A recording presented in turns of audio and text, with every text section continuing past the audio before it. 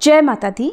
नवरात्रि का हमारे सनातन धर्म में विशेष महत्व है और नवरात्रि के 9 दिनों में माँ दुर्गा के अलग अलग रूपों की पूजा होती है और इस दौरान पूरी श्रद्धा भाव से कलश की स्थापना भी की जाती है। कलश की स्थापना प्रतिपदा तिथि में होती है और कलश का विसर्जन हमेशा नवरात्रि के 9 दिनों की पूजा करने के बाद दशमी तिथि को ही करना शुभ माना गया है।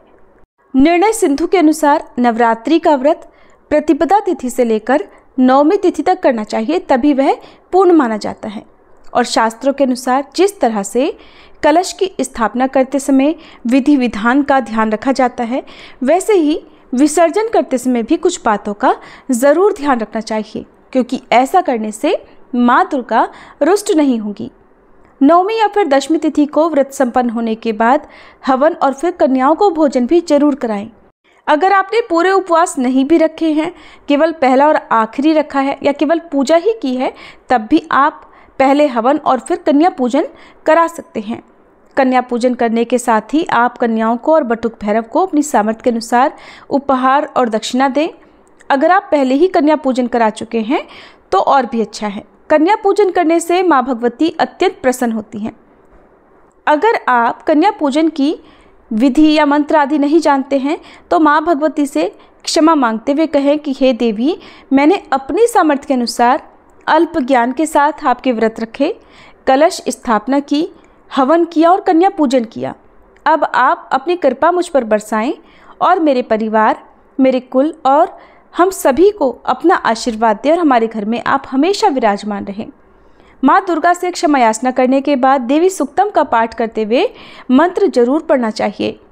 इस मंत्र को आप 11 या 21 बार पढ़ें। मंत्र है या देवी सर्वभूतेषु शांति रूपेण संस्थिता नमस्तस्यै नमस्तस्यै नमस्तस्यै नमो नमः। इसके बाद माँ दुर्गा और कलश की विधिवत पूजा करने के बाद विसर्जन करना बहुत जरूरी है। कलश उठाते समय आपको इस प्रकार बोलना है, ओम ऐं ह्रीं क्लीं चामुंडाय विच्चे।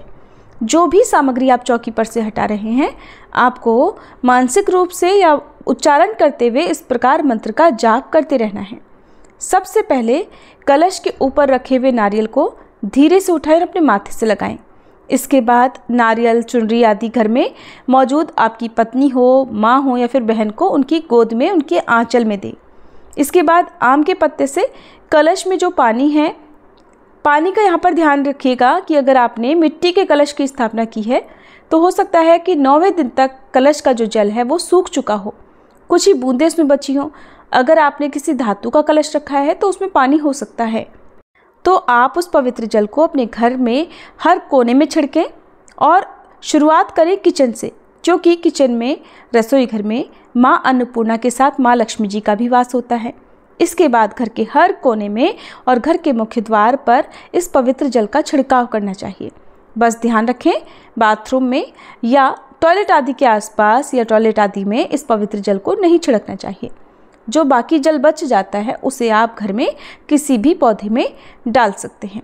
कलश के अंदर जो आपने सामग्री डाली है, 1 का सिक्का है, आप उसे उठाकर माथे से लगाएं, फिर अपनी तिजोरी या पर्स में रख लें और हमेशा रखें। खर्च नहीं करना चाहिए। कलश के अंदर यदि आपने हल्दी की गांठ और दूर्वा या लौंग, सुपारी, इलायची डाला है तो उसका विसर्जन कर दिया जाता है। कलश के कंठ पर आपने जो कलावा बांधा है उसे अब आप खोलकर अपने परिवार के किसी भी सदस्य के हाथ में बांध सकते हैं। अगर चौकी पर आपने अखंड ज्योत जलाकर रखी है तो अखंड ज्योत को आप ऐसे ही जलते रहने दें। अब उसमें घी या तेल अब नहीं डालना चाहिए। अपने आप शांत होने का आपको इंतज़ार करना चाहिए। बहुत से लोग कलश के साथ साथ ज्वारे भी बोते हैं।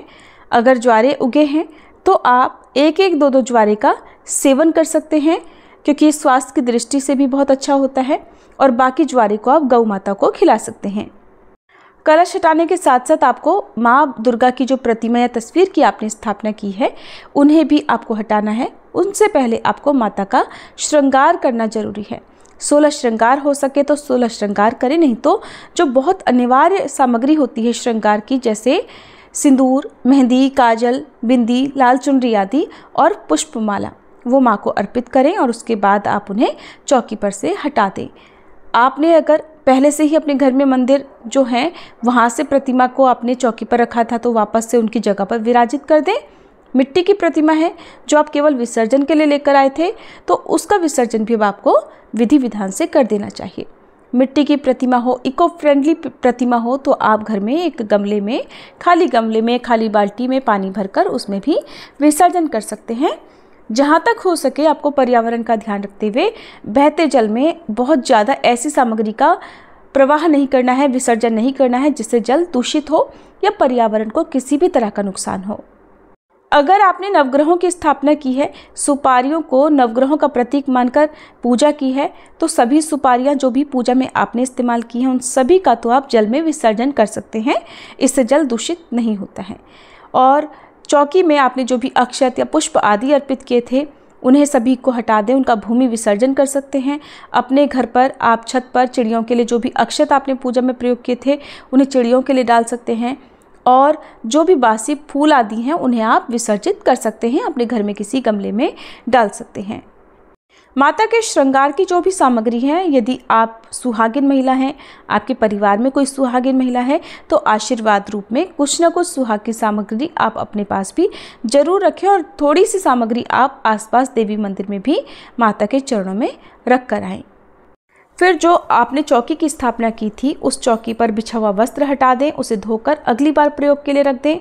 चौकी को हटाकर उस जगह पर आपको झाड़ू नहीं लगानी है, कपड़े से आपको साफ सफाई कर लेनी है। उस जगह पर एक धूप जलाकर रख देनी है।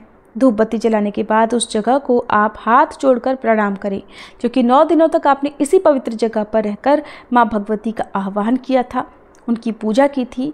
तो इसलिए आप इस जगह पर जूते चप्पल लेकर ना जाएं, डायरेक्ट झाड़ू ना लगाएं, कपड़े से साफ करें और फिर इस प्रकार से आप कलश विसर्जन कर सकते हैं।